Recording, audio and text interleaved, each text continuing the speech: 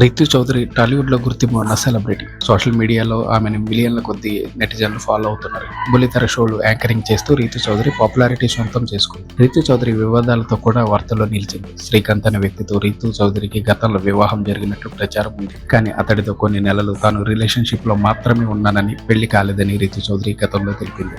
అయితే రీతు చౌదరికి ఆస్తులు, లగ్జరీ కార్లు ఎలా వచ్చాయి? కేవలం టీవీ షోలు చేస్తే రీతు చౌదరికి అంత సంపాదన ఎలా సాధ్యం అయింది అంటూ చాలా కామెంట్స్ వినిపించాయి. దీనికి రీతు ఒక ఇంటర్వ్యూలో సమాధానం ఇచ్చారు. తనకున్న అపార్ట్మెంట్ ని కొనే సమయంలో శ్రీకాంత్ రిలేషన్ లో ఉన్నాను. ఆ అపార్ట్మెంట్ కి అయిన ఖర్చులో 20% శ్రీకాంత్ ఇచ్చాడు. మిగిలిన దాంట్లో కొంత లోన్ ఉంది. కొంత డబ్బు మా నాన్న చనిపోయినప్పుడు వచ్చిన ఇన్సూరెన్స్ నుంచి కట్టాను అని రీతు పేర్కొంది.